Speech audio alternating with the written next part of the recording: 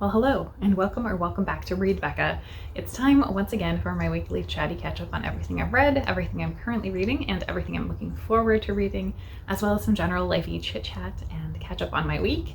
And this week was a good week, not quite as voluminous as last week with the start of the year, but I feel like I'm off to a really great tone for the year. Not quite exactly the things I wanted to get in, but I feel like I'm going in the right directions. So the first is a DNF, in fact. Very unusual for me, but I'm trying really hard to improve my ability to walk away from books that I think are just gonna be fine, and that's not what I'm going in expecting.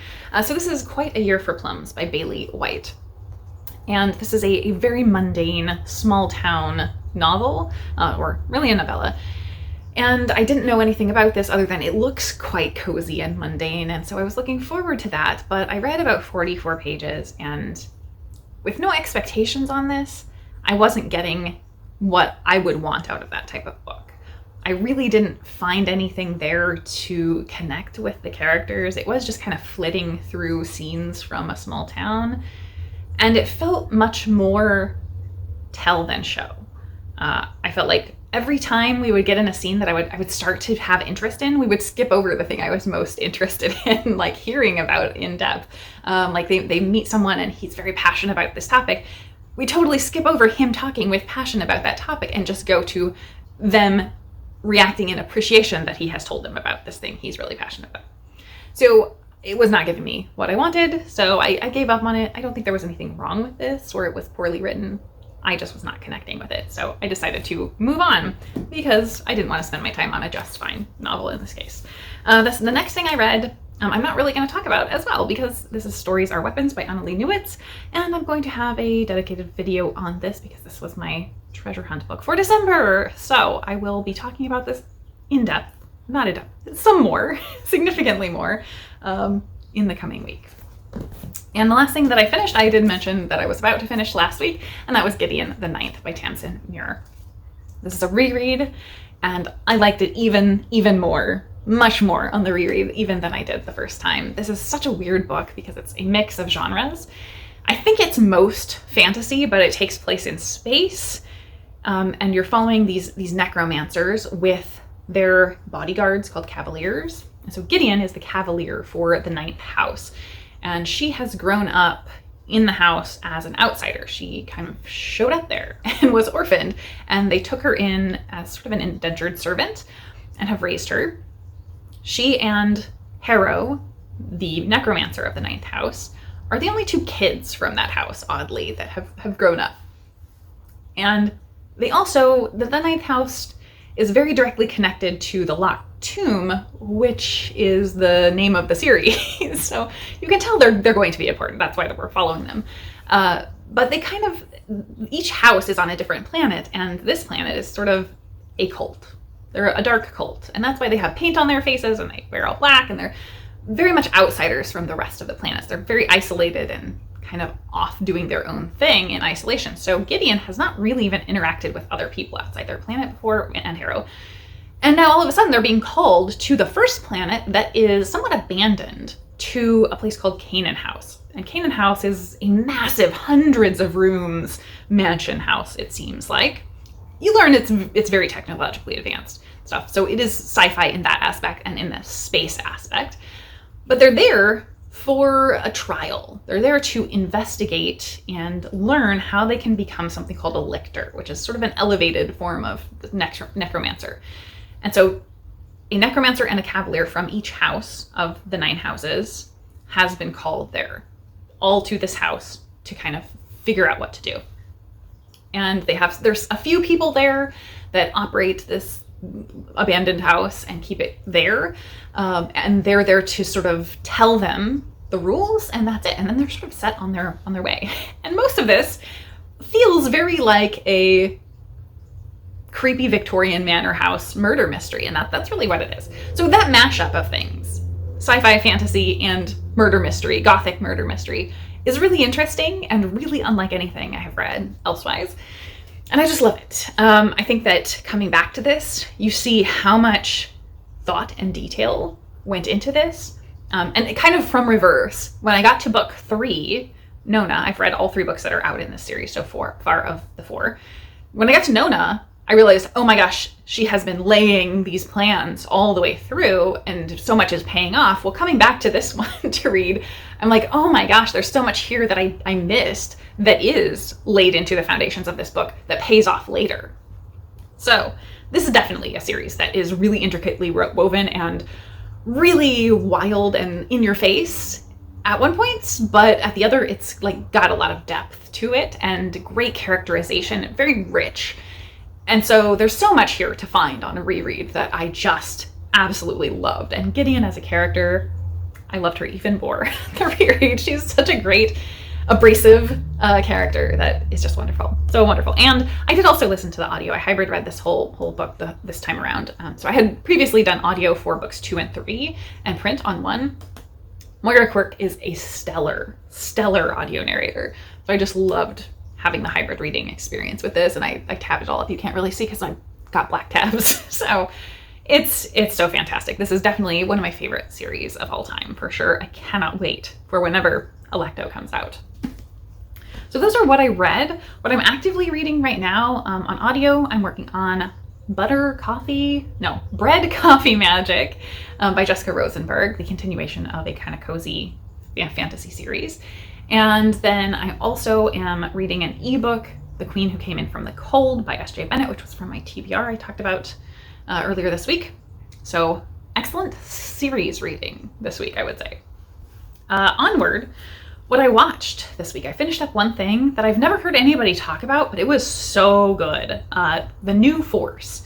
Okay, hopefully the brightness is slightly better now. The sun is coming and going at the moment. So this is a police procedural, I guess, set in the 1950s, following the first class of women police entering the force.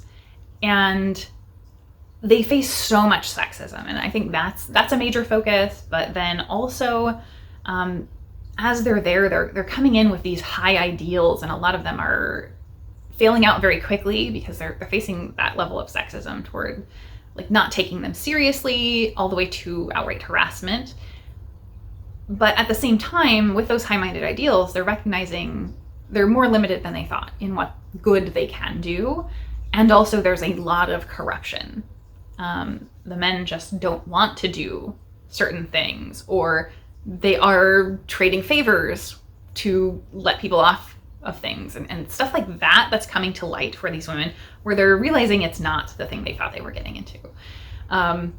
But I would say the main plot that we follow here is one of the women. There are multiple plots, but the main plot is one of the women is trying to do the right thing and probably has the greatest sense of justice of all the characters that we follow, and encounters a prostitute one day and really wants to kind of do something, both because it's illegal, but also because she wants to help this woman who clearly seems to be having trouble.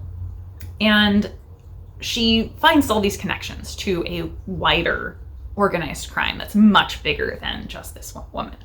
And that starts spiraling.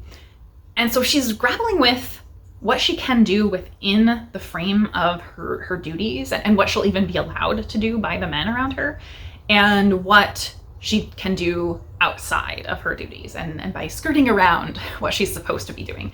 And so she increasingly keeps skirting around what she's supposed to be doing. And so I don't always like that, and a lot of cop shows do that, unfortunately, but I think it worked here. I also think that the delivery of this and stylized nature, the way it's laid out, cinematography, is fantastic. I don't know how to even express it. There's something about the filming, even the scene transitions are so well done. They have a certain style to them that's great. And like music choices are fantastic. It feels like they should not fit, but they're like punk and rap and hip hop and very brash, abrasive, and in your face.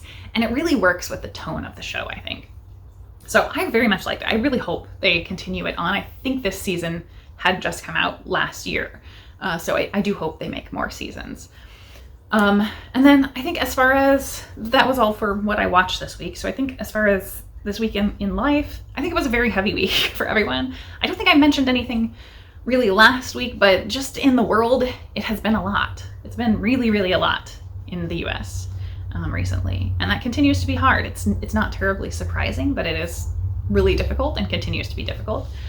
I know that for the booktube community, it has been a very hard week as well. Shandi Standfast passed away, and several people have done videos. I didn't know him personally, but it always is a loss for the booktube community when someone that we have known and watched and participated in events with is gone, and that just is so hard, regardless of how well you knew them. It is a visible absence, I think.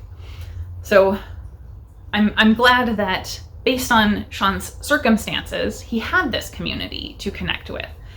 He was in kind of a hard spot based on everything that he put out there publicly. So yeah, it's just generally hard times all around, I think, for everyone. I think in my personal news life, I think I had a pretty good week personally. My big news is that I got a new foster cat, Lily. I literally was out walking dogs at one shelter and got the message that they needed a cat foster at the other shelter, trying to get a cat out that they needed monitoring to monitor her litter box usage. So she's in my bathroom right now, and we'll be there for maybe a couple days of careful monitoring, and then if she continues to do well, because she's been great, then she'll get integrated more into the rest of the house. So she's very, very sweet though. So I think that was the main thing of my week this week. Otherwise, I think I just have a couple recommendations for you to catch up on. The first is from Tokyo Chemist, a channel that I really love because one of the few channels, in fact, that reads in multiple languages. And so you will get books that are in French, in Japanese, and in English on there. But this was a great premise. So Tokyo has a very big train culture and public transit culture, I think. And so this video is focused on identifying what books people are reading while on the train, more or less. And that's such a cool idea. Not invasively at all, but it is pretty cool. So definitely check that one out. And then the other one is that this week we had the first inaugural, is that the right word? We had the very first episode of the Women of Words podcast, discussion, video, live stream, whatever we want to call it. And the Women of Words are Deb from Rainer Reads, Angelia from Read and Reread, and Pat from Book Chat with Pat, because of their past careers and focus on the discussion of books, I think. And so I think that is really, really interesting, and that they had a great discussion and that I very much enjoyed. So proud of them for starting it up, because it takes a lot to start something new like that. And it sounds like it's going to be a great project. So I'm really looking forward to it continuing on. But definitely go check out the Women of Words stream. So those will be linked down below in the description box. So I think I forgot last week to ask, I do intend to continue on with these weekly chatty catch-ups. I enjoy doing them. Like, this is the type of video that I most like to watch, and so I prioritize making them as a catch-up, a journal, a log of what I'm doing, and I enjoy that. But if you want to see any changes, I currently can't think of anything I really significantly want to change, but if there's anything you would like me to alter that you've realized, the new year is a good time to be thinking about that. So please, your suggestions for the way you would like to see this format change, I would be happy to take them into consideration. Let me know in the comments, as always. So with that, I think I will say, I hope you have a wonderful week in reading and in life, and thank you so very much for watching.